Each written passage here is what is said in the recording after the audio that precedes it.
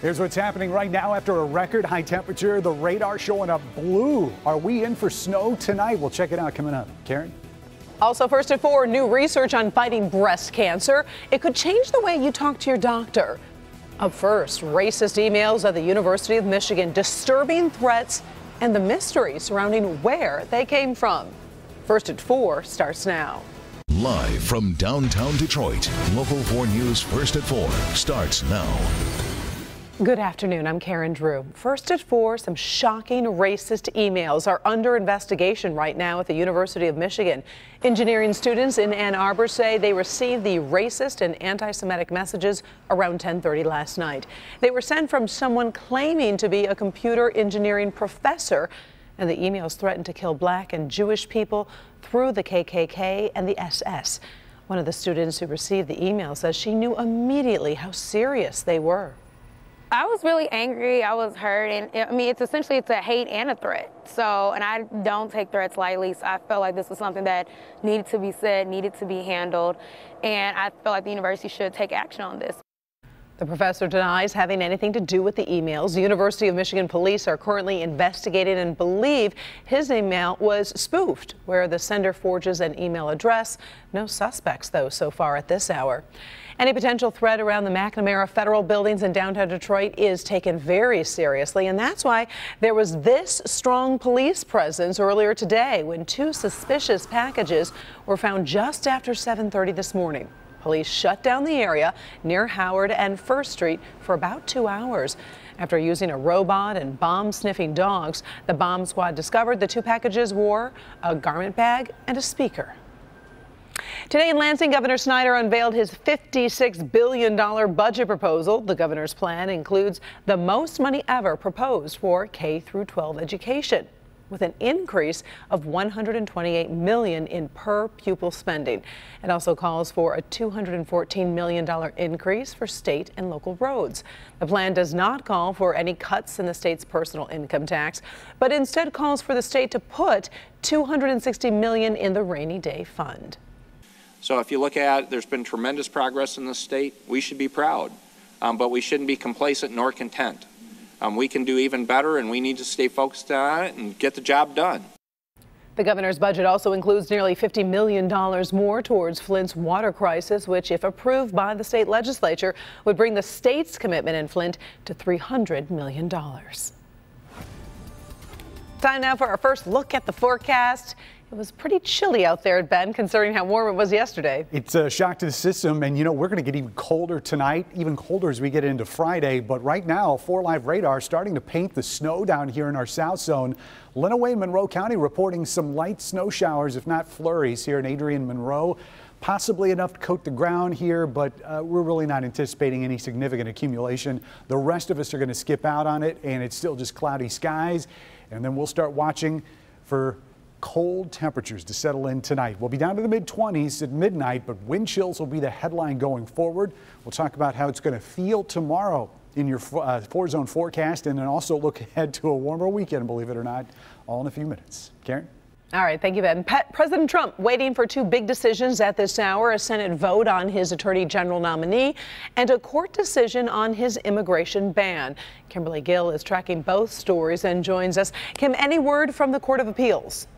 Karen, good afternoon. Yes, the Ninth Circuit Court of Appeals says it will not issue a ruling on President Trump's immigration ban today. And when that ruling is ready, we will get a 60 to 90 minute heads up, though. At issue, the president's executive order barring refugees and citizens from 7 mainly Muslim countries from entering the United States. The order is on hold for now, though. The president is applying some pressure to the court. I don't ever want to call a court biased, so I won't call it biased. And we haven't had a decision yet. But courts seem to be so political, and it would be so great for our justice system if they would be able to read a statement and do what's right. And that has to do with the security of our country. Now, the Trump administration says it is ready to go all the way to the Supreme Court with this if need be. Meanwhile, Senator Jeff Sessions should find out if he's confirmed as the next attorney general tonight about 7 o'clock. The vote in the Senate will end a contentious and bitter confirmation process that first started when Sessions was nominated back in November. His nomination grew even more heated in the last 24 hours after Senator Elizabeth Warren was silenced in the Senate after reading a 30-year-old letter written by Coretta Scott King opposing the nomination of Sessions for a federal judgeship. We will, of course, be covering the Senate vote live at clickondetroit.com. Again, that happens around 7 o'clock, and you can count on us to keep you covered. Karen, back to you. All right. Thank you very much, Ken. First at 4, we're also on top of stories making headlines all around the world. As the immigration battle rages in the United States, Pope Francis is once again urging the world to build bridges, not create walls. The Pope made his newest comments during his weekly audience today at the Vatican. He's been sharply critical of President Trump to build a wall along the Mexican border, and today he added, quote, "A Christian would never say you will pay for that." Protests near Paris turned violent. People are outraged over reports police officers sexually assaulted a young black man during a security check. The French president has visited that victim in the hospital, and the victim has asked for the violence to stop. Protesters have set several cars, including a police car, on fire. 17 people have been arrested. The alleged assault is under investigation. Moving to Louisiana, where the National Guard has been called in to help with the tornado cleanup. A series of tornadoes blasted through the same areas devastated by Hurricane Katrina 12 years ago. About 40 people are injured in Louisiana. They're not alone. Severe weather also ripped through Jasper County, Mississippi. That's near the city of Jackson. Buildings torn apart, trees ripped out of the ground. The National Weather Service is investigating the tornadoes in both states. And look at this video out of Northern California. A nearby resident saw this and knew something wasn't right. Engineers discovered a major crack in the spillway of the Oroville Dam. The crack created a hole nearly 200 feet wide. That's creating challenges for the state's flood control system, although officials say there's no threat to the people living downstream. Well, remember how hard it was to find that first job when you were a teenager? Today, the city of Detroit kicked off a summer jobs program called Grow Detroit's Young Talent. The program wants to help 8,000 kids find jobs this year. Nick Monticelli shows us how getting involved is a win-win situation for young people and the businesses who hire them. And the best part is businesses only have to pay about half of what it costs. The city will pay the other half to encourage more kids to find these opportunities. My first paycheck, I tried to save it. Deanna Gardner will be the first one to tell you she used to be a shy, reserved teenager. I never spoke to anybody, and I was in my little box. But today, she is the shining example of the Grow Detroit Young Talent program. Our standing mayor, Mike Duggan. Not only was she the MC introducing people like the mayor, she has also been through the program twice, throwing her into today's headlines. It's awesome and weird at the same time. It's great. It's great. I love it. I love it. Gardner, the mayor, and others spoke at DTE Energy's headquarters this morning, kicking off the third year of the Grow Detroit's Young Talent Initiative. It's where businesses open their doors to hire young people from the city for summer jobs who might otherwise not know where opportunities lie. In the suburbs, if you want a summer job, you can pretty much find one. In Detroit, young people really didn't know how to go about it. Last year, 8,000 youth went through the program. It cost businesses $1,700 per kid, but the city of Detroit will pay half of that if needed.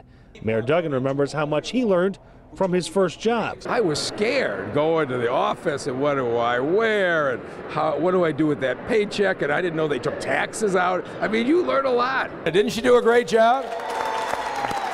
As for Deanna, she is learning too, but just as importantly, she's gaining confidence. I started wanting to be a pediatrician because I want to help people. I want to help children. Now, the only real requirement is that you have to be between 14 and 24 years old.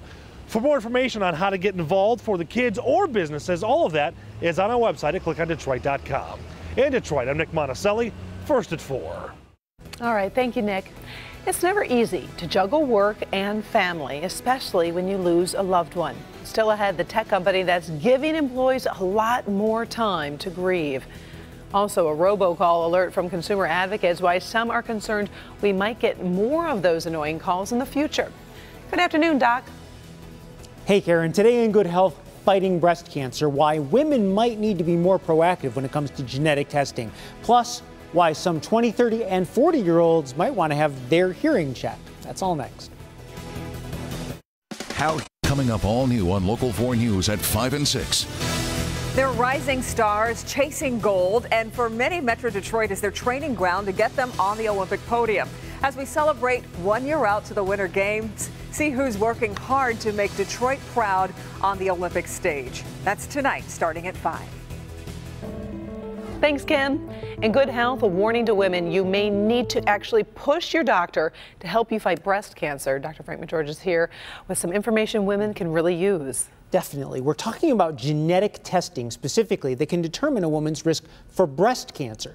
Basically, a new survey found many high-risk women don't get that genetic testing. In fact, researchers from Stanford University School of Medicine found 8 in 10 women with the highest risk wanted to be tested for the BRCA1 and BRCA2 gene mutations, but only half actually got tested.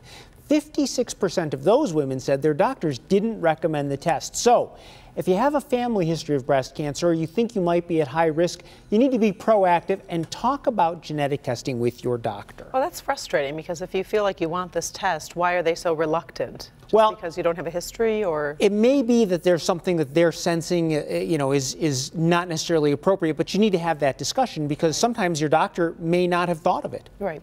Okay, another study, hearing loss, which caught my attention because I think for nowadays, with so many people sticking stuff in their ears, it is affecting us, right? Definitely. In fact, these are new numbers from the Centers for Disease Control that actually back it up, and shows about 1 in 4 adults who say they have excellent hearing actually already have some degree of hearing loss. And we're not just talking about older people, we're talking about adults age 20 to 69. So this involved a lot of younger people as well. The CDC also found more than half of adults with noise-induced hearing damage are not being exposed to loud sounds on the job. Instead, they're dealing with regular loud noises like using too many headphones, leaf blowers, or just regular day-to-day noise. And this could affect about 20 million Americans. So it's a really good idea to get your hearing tested and, of course, take steps to protect yourself. I always wonder how bad the hairdryer is. It's probably very bad. It probably is. All right. Thank you, Doc. Sure. Well, in consumer news today, if you are sick of robocalls, and who isn't, you might want to keep an eye on the FCC. Consumer advocates are concerned about mixed messages from the new FCC chairman appointed by President Trump. The new chairman has talked about cutting regulations. That has student loan companies asking the FCC for rules to be changed so they can make more robocalls. However, the chairman has talked about how frustrating those calls can be, so keep an eye on the FCC to see how that goes. Nobody likes robocalls. Ben is back. Hi. Hi. At least we're not going to be running the snowblowers, so that'll save your hearing. That's good. My ears can take a break. Yeah. We're not going to see the snow, but we are going to get the cold, and that's going to be what we're talking about here for the next 24 to 48 hours. All clouds out there right now at Metro, 32, but feeling like it's 24, and this is going to feel balmy compared to what we've got coming tomorrow. Winds are only 10 miles an hour. Tomorrow, we're going to see those generally at about 10 to 20 miles an hour once we get into the afternoon. So for the last couple hours, at least, we've been watching this batch of snow that has just bubbled up north of the Ohio state line. So we have gotten some snow showers here across Lenawee and Monroe County. It's not going to be much. In fact, you can already see the back edge of this snow is starting to wind down. So probably within the next hour or two, we'll see that come to an end. Most of us not dealing with it, and we're just waiting for those wind chills to start increasing as we head towards tomorrow. So currently, this is what we're going to shape up with for the next 48 hours or so. As that snow exits, there could be a couple flakes around tonight. Generally, I don't think this is going to lead to anything as far as accumulation goes. There will be sort of more of an organized line coming off of Lake Michigan that's going to fall apart by the time it gets here tomorrow morning. So again, maybe a flake around, and that's going to be about it. Tomorrow during the daytime hours, clouds start to break up in the afternoon especially. So we're going to see a lot more sunshine to finish Thursday than how we're going to start it. but it is going to feel cold nonetheless with those wind chills starting to move into single-digit territory. We'll look at that here in a second. 18 for the overnight low. Again, a possible snow shower late, and that's in addition to whatever we see down near the state line here within the next couple hours. High temperatures tomorrow. That's what the thermometer is going to say, 24. And yes, we will get some sunshine mixing with the clouds in the afternoon, but this is how it's going to feel for much of the day. And these wind chills probably are not going to change much throughout the day. 8 above zero, I should say tomorrow for those wind chills in Detroit. 7 in Southfield, West Bloomfield. You're going to be at 4. Just about everybody will be in positive territory. It's about the best thing we can say about this. Anywhere between 2 in Onstead and 7 down in Lambertville for our south zone. West zone wind chills tomorrow, again, not changing much through the day. 2, 3, 4, 5, all single digits and just barely above zero. And in our north zone, pretty much the same goes. 3 to 6, maybe 7 for that wind chill in St. Clair by tomorrow during the day. So beyond that, we start ramping back up. 30 for that high temperature on Friday, although our coldest start is going to be Friday morning. 13 in the city. Wouldn't be surprised if a couple of those temperatures go into single digits. Then we start ramping up towards the weekend. Mid 40s here Saturday and Sunday. Coming down just a little bit, but staying above average for the early part of next week. So your Valentine's Day is going to be chilly, but bright. So you can see all those flowers getting delivered to your desk, Karen. All right, thank you very much, Ben. Still ahead, the New England Patriots weren't the only big winners in the Super Bowl. Guess who else is cashing in on the big game? We'll talk about that. First, though, Facebook is throwing down the gauntlet to other companies with a very generous new benefit for its employees. Our trending stories of the day are next. Time for our trending stories this afternoon. A lot of people are talking about Facebook's new bereavement policy. The tech company now offering employees up to 20 days of paid leave to grieve the death of an immediate family member. 10 days for extended family members. That is double the amount they used to receive. Facebook says it's hoping the idea will catch on, but federal law does not require companies to offer any paid leave for bereavement. Well, Lady Gaga is trending today again. The New England Patriots made history, but she is making cold, hard cash following the Super Bowl. Her music sales have jumped 1,000% the day of her big halftime show. Fans snapped up 150,000 digital albums and songs on Sunday. By the way, tickets for her world tour do go on sale on Monday, and she's going to be in Detroit on November 7th if you are interested. And was this newborn baby the good luck charm that helped the New England Patriots score the greatest comeback in Super Bowl history? Probably not, but his parents like to think so. Their son was born on Sunday, just before the Patriots started their comeback. Dad says he wishes the baby had waited one more day to make his arrival, but made choosing his name a little easier. Yep, you guessed it. They named him Brady after quarterback Tom Brady. All right, still ahead on First at 4, we're talking about how you can score free pizza. It is a celebration that includes information about the very first pizza pie. We'll be right back. Valentine's Day quickly approaching. Are you ready? I'd like to place an order, please. We're online buying the best-selling flowers out there. Did we get what we paid for? Even down to the vase? You know, it's the bow, very similar. Looking at the picture, I mean, you're expecting something a lot bigger. Which flower arrangements were a hit and which ones flopped? For women, it doesn't matter how many roses, you want them to be big and beautiful when they arrive, so like everyone at work gets jealous. You don't. The best deals, the insider secrets, and the time-lapse video that captured a big surprise. Help me Hank the flower test tonight at 11. These days, a lot. Finally, First at 4, as if you need another excuse to eat some pizza, we have 2 good reasons to think about serving up a few slices tomorrow. First of all, February 9th is National Pizza Day. According to the Pizza Day website, the very first pizzeria opened in Naples, Italy back in 1738. And over 3 billion pizzas are sold in the United States each year. So to celebrate the occasion, Mod Pizza, which stands for Made on Demand, sent us these pizzas, and we'll be sharing those with the folks in the newsroom. Yeah, even better for you at home. They're going to be giving away 25 free pizzas at each of their 7 Metro Detroit locations tomorrow. All you've got to do, place your order and say that you heard about the offer from Karen Drew, or actually from WDIV. You could just say WDIV. On Facebook. And we've got some really delicious pizzas.